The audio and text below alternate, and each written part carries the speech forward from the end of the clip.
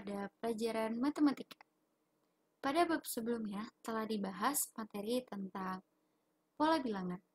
Kali ini kita akan membahas materi bab kedua, yaitu koordinat kartesius. Sebelumnya, perkenalkan, saya Yurahini, saya dipanggil Mbak Ayu. Di sini saya akan menemani adik-adik semua dalam pembelajaran matematika selama beberapa hari ke depan. Nah, sebelum kita memulai pembelajaran, alangkah baiknya kita berdoa terlebih dahulu. Berdoa dimulai.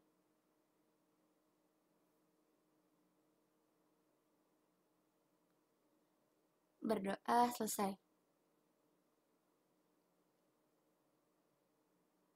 Sebelum memulai pembelajaran, jangan lupa kalian siapkan alat tulisnya untuk mencatat materi kali ini. Pertama, Mbak akan menjelaskan terlebih dahulu tujuan dari video ini. Yang pertama, ada menentukan posisi titik pada bidang koordinat. Yang kedua, menentukan posisi garis terhadap sumbu X dan sumbu Y. Yang ketiga, memecahkan masalah sehari-hari yang berkaitan dengan kedudukan titik dalam bidang koordinat kartesius.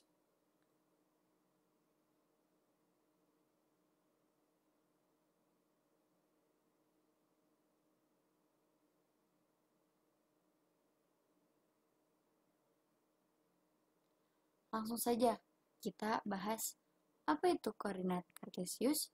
Dari kalian, apakah ada yang sudah tahu apa itu koordinat kartesius?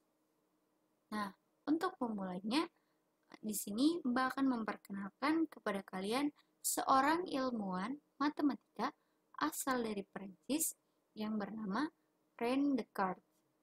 Beliau dipercaya oleh banyak orang di dunia sebagai orang yang pertama kali membuat hubungan yang kuat antara aljabar dengan geometri.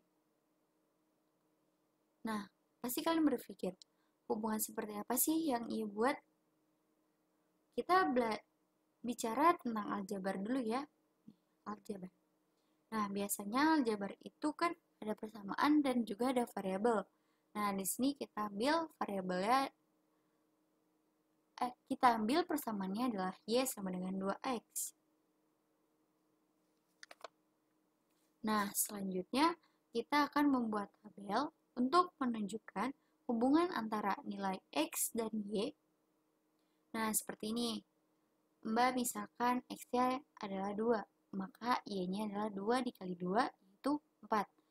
Dan seterusnya hingga Mbak batasi X-nya adalah negatif 2, maka Y-nya adalah 2 dikali negatif 2 sama dengan negatif 4. Seperti itu. Jadi dalam aljabar itu pasti menggunakan tabel untuk mencari titik-titiknya. Untuk nilai X dan Y bisa bebas ya, bisa 3 dan seterusnya.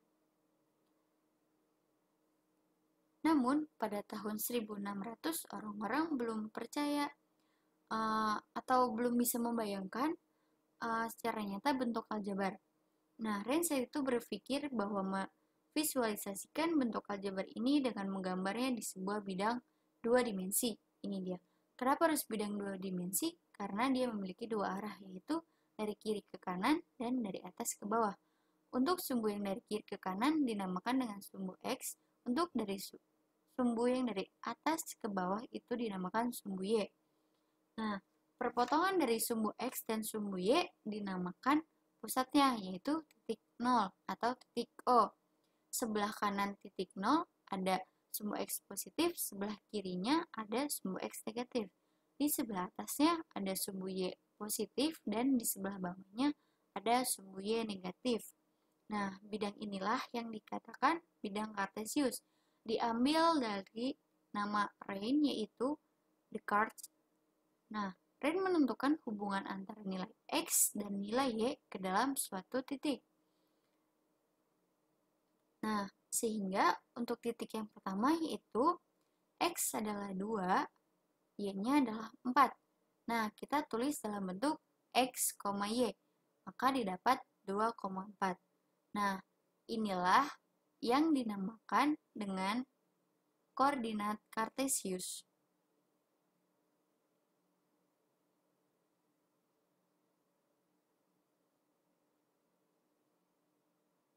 Rein memindahkan angka-angka tadi ke bidang Kartesius ini. Yang pertama, jika X-nya 2, Y-nya adalah 4, maka di sini tarik X-nya 2, di sini 4, dan seterusnya hingga X-nya adalah negatif 2, Y-nya negatif 4. Nah, dari situlah, dari titik-titik tersebut, jika dihubungkan, akan terbentuk sebuah garis lurus. Setelah Rein menemukan hubungan ini, barulah orang-orang memahami bahwa bentuk aljabar dapat divisualisasikan secara geometris. Contohnya, dalam kehidupan sehari-hari ada grafik gelombang suara dalam bidang fisika. Selanjutnya ada grafik permintaan dan penawaran dalam bidang ekonomi.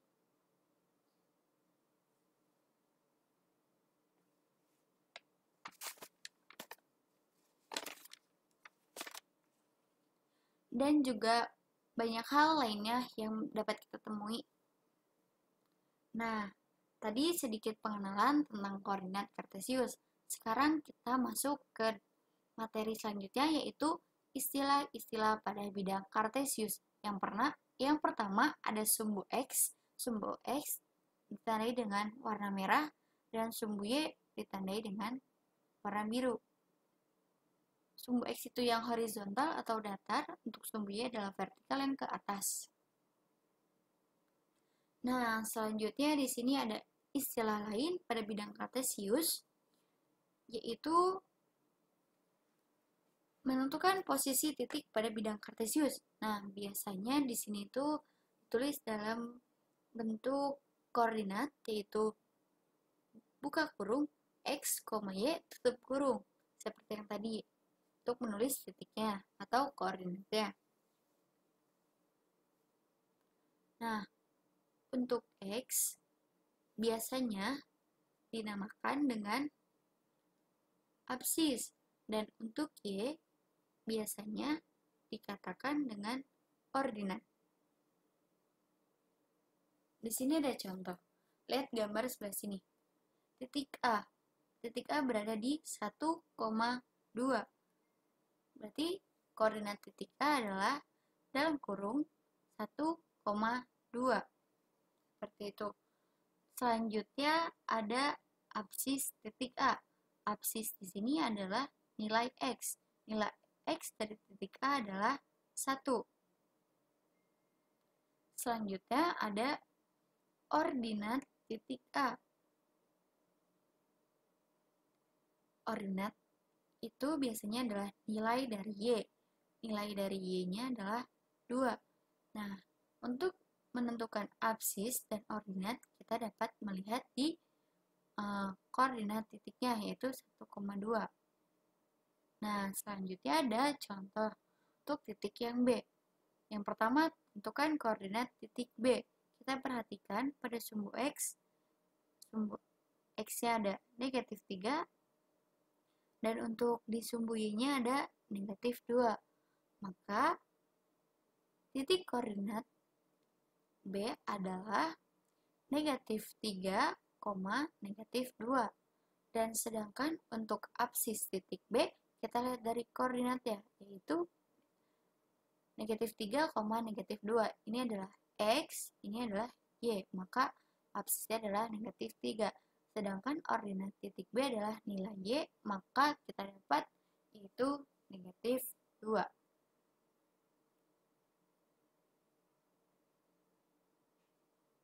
Nah, selanjutnya yaitu posisi titik terhadap titik asal, atau yang tadi kita sebut titik 0,0 atau titik O.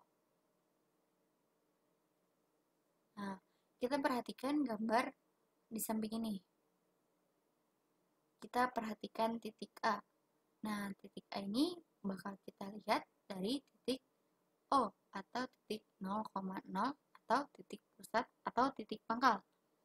Nah, kita lihat dari sini. Di sumbu X dia berapa satuan?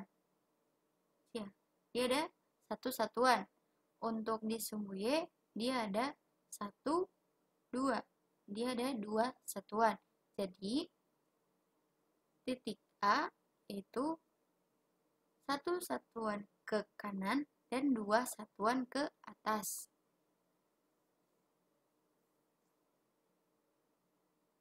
Seperti itu. Jika tidak ada gambarnya, kita perhatikan titik koordinatnya.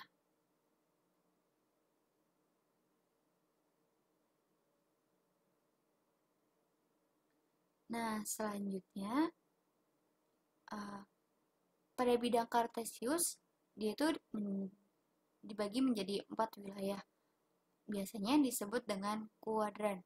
Yang pertama ada kuadran 1, yang kedua ada kuadran 2 di sebelah kiri, kuadran 1, dan untuk di bawahnya kuadran 2 ada kuadran 3, dan selanjutnya yang terakhir itu ada kuadran 4 di sebelah kanannya, kuadran 3, atau di bawahnya kuadran 1. Nah, biasanya kuadran 1 itu merupakan titiknya sumbu X-nya bernilai positif dan sumbu Y-nya bernilai positif juga.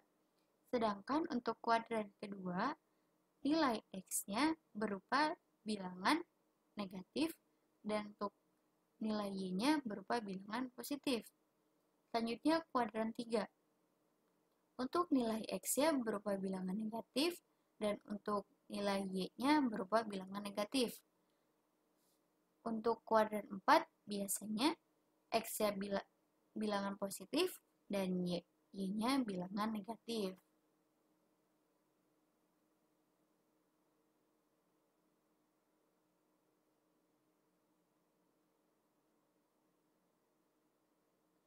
Selanjutnya ini ada catatan kecil atau note tentang jarak titik terhadap sumbu X. Nah, atau sumbu Y. Nah, di sini ada kalau misalkan jaraknya terhadap sumbu X yang diambil nilai Y positif. Jika ditanyakan jarak titik terhadap sumbu Y, maka yang diambil nilai X positif. Jadi kebalikan, jika ditanya terhadap sumbu X, maka jawabannya nilai Y, tapi yang positif. Misalkan Y-nya adalah negatif 3, maka ditulisnya 3, bukan negatif 3. Nah, di sini jarak titik A terhadap sumbu Y. Kita perhatikan titik A tadi 1,2. Berarti kan di sini nilai X. Nilai X adalah 1, berarti ya jaraknya adalah 1 satuan. Dan untuk yang kedua, jarak titik B terhadap sumbu X. Titiknya adalah negatif 3, negatif 2. Nah, ini terhadap sumbu X, berarti Y-nya adalah negatif 2. Maka yang kita tulis adalah 2 satuan, bukan negatif 2, tetapi bilangan positifnya. Nah, selanjutnya, posisi garis terhadap sumbu X dan sumbu Y. Nah, di sini itu terbagi menjadi 2 bagian. Yang pertama, posisi garis sejajar. Kita dapat perhatikan gambar di samping ini, ada garis Q dan garis P. Garis Q dan garis P ini merupakan posisi garis yang sejajar. Selanjutnya ada garis M dan garis K. Mereka pun merupakan garis yang sejajar. Nah, garis yang sejajar itu tidak saling berpotongan. Selanjutnya, yang terakhir yaitu ada posisi garis terhadap sumbu X dan sumbu Y. Yang terakhir yaitu posisi garis tegak lurus. Nah, kita perhatikan gambar yang tadi atau gambar yang sebelumnya. Di sini posisi garis yang tegak lurus yaitu dua garis yang saling tegak lurus membentuk sudut 90 derajat atau siku-siku. Nah, kita perhatikan garis Q dengan sumbu Y. Dia membentuk siku-siku atau 90 derajat. Nih, garis M dengan sumbu X. Dia membentuk sudut 90 derajat. Jadi garis M tegak lurus terhadap sumbu X. Garis Q